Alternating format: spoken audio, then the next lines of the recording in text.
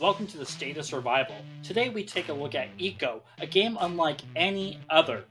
Eco is a game that isn't just another run-of-the-mill survival game theme. There are no zombies, no aliens, or other raiders, etc. Rather, a meteor is looming as a global ending event. And your goal is simple: stop the meteor. Jarl, what do you think of this game's starting premise compared to what we've covered in the past? Okay, so this game took me by surprise. It's one of those games you can watch being played, and then it's a whole nother experience to actually play the game. The meteor is coming, which places a time limit to success.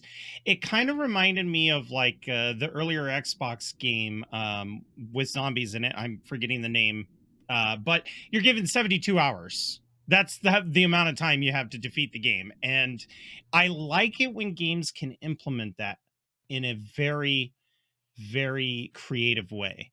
And I'm also big on educational games. And I even made the comment while we were playing that this should be in schools because of everything you learn from it. And I was happy to find out that it's actually used in schools as an educational tool.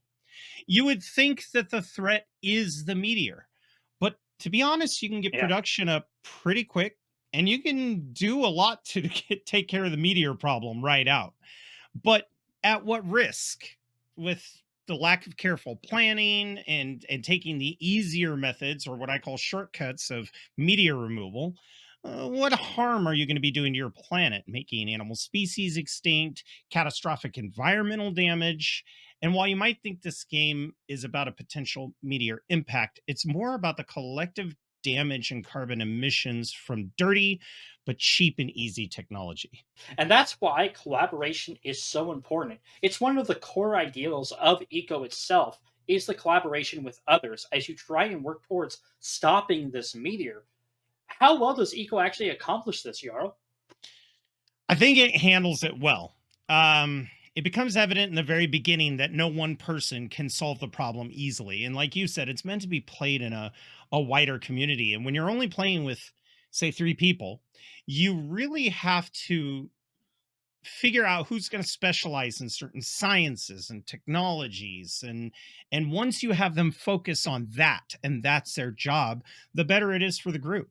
Having capable people maintain the balance of resource use as well as natural resource replenishment, and replenishment is big in this game, can make the task of getting rid of the meteor in a green, environmentally sound fashion a lot more feasible. But it's a perfect metaphor for life too, because where the efforts of the few to curb our current climate crisis might not be enough, it's a crisis of community, and all of the players are needed to take part in order to save the planet. To throw an example out there, I was handling the farming, and of course, Yeah. Dimension was handling the lumber production, and you were getting ores and a lot of the terraforming and hard work done. But if he went out and just butchered every tree he saw and didn't plant anything back, our animal diversity would have been affected. And if our animal diversity is affected, the wolves become hostile if there's not enough deer to eat. The animals I need to ensure that my farming is done in a natural way start to migrate away. And without those animals, seeds don't get transferred. I mean, it's all a connected web. So it definitely encourages, without just outright telling you, that every person needs to think of the community as a whole and not just leveling or gearing themselves up. Yeah, you're definitely right. What I actually enjoy about this game's collaboration with others is that I've played many survival games like this Feudal, Minecraft, many other survival games, and a lot of this emphasis, like you're talking about, in these other games was you could do it as a solo person. You really don't need other people. It makes it easier if you have other people, but you really don't need them. But in this game, you can play this game solo if you adjust the settings, folks. But default wise, you need other players to enjoy the game with because you can't do everything, much like you were saying, with even with our labor division of you being the farmer, gatherer, partial hunter, dimension being the logger, and a couple of other things, and me handling all the terraforming and mining. We still were not really completing a lot of the tasks that we wanted to. Still had a great sense of accomplishment we did, Jarl, what makes tasks such as terraforming, skill grinding, materials collection, or even base building different in Eco? One is sense of accomplishment. Nothing in the game you do feels pointless. There are always tasks that need done, but spending your work effort, which is something you can stack on a project so that it's research in the background, you don't have to stand at a bench doing it. Um, it means that you'll consume more. And to your uh, experience being a miner, not only do you need the food and nutrition to actually harvest and mine the ore, but you also need that food and nutrition to research new technologies to make the mining easier. And it it's so amazing how much the diverse diet can affect that. In order to research tech faster, more food and sustainment will always be needed. You have to hunt, but not overhunt. You have to farm, but not over farm. Same goes for the resources needed for the research itself. You can't deforest without replanting. Dimension couldn't go out and just cut us down a bunch of trees and then build us a nice little research home, right? He had to worry about the construction infrastructure of our community. Everything is precious, and it got to a point to where, I mean, luckily you two have played it before, but I also come from a very like science minded orientation. Replenishment was always big on mine, and I was thrilled at how much replenishment is actually in the game. Like, I immediately asked, "Can you leave fields fallow?" And although you guys didn't know exactly what that meant, your description was, "Yes, you should absolutely leave fields fallow." Yeah, definitely. And just because for the fun of it, bonus question: what's fallow mean? So, fallow was something that they discovered in the medieval ages, but the basic root of it is that certain crops use certain nutrients in the soil. And after a while, when there was no more of the available nutrients in the soil, that crop would no longer grow. So they introduced crop rotation, and part of that crop rotation is leaving a field fallow. You plant different foods there until the soil's totally zapped of nutrients, and then you turn it into a livestock pen. Or, like you were telling me, bring in fertilizer and stuff to bring those nutrients back. And it's not a quick process. So we need to have the ability to leave a couple fields fallow and fertilized for a growth period while we move on to other fields. I'll grow wheat in these two, but then the next season I'll grow wheat in these two. And then radishes will grow here. And then the next season they'll grow here. And then the fallow fields will also rotate. And that's actual like agriculture science. And it's so amazing to see it put so effortlessly into a game. The thing that I find about that makes Eco different with its grind is that I'm not sure folks have played Civilization or whatever else, but it's that one more turn feeling that I'm almost there. I'm about to do it. I'm about to accomplish this goal, or we're about to hit this, goal ourselves. We're about to get this research project. But also, just overall, like when I move and flatten an entire area, I can look back on it and be like, "Wow, that took me an hour and a half to do it." But look at all the possibilities there are now. And I think that's what this game really hits is that one more turn approach that you see in Civilization like games and other games like that. I think it's more accentuated in this game too, because you start off in the caveman era. You have caveman Unga Boonga technology, and then you can work your way up to a 21st century level technology. But what to kind of just give an example of your experience, I was having one heck of a time getting fish without just totally emptying out our lake of all fish life, which I don't want to do. And in order to get my cart down so that I had to make less trips, because that took a lot of nutrients jumping up the cliffs, I had to have a ramp so that I could roll my wagon down out to the ocean so I could capture sharks and fish for us to eat and find a way to bring that cart back. Going down the mountain was the problem. I was falling with style. Going up the mountain was impossible. And even though it took you a long time to build that ramp for me, that simple construction of a ramp made me realize, oh my God, we got to think about everything. I can't just we can't build mining cars for dump raw without having a way for them to get back and forth effectively.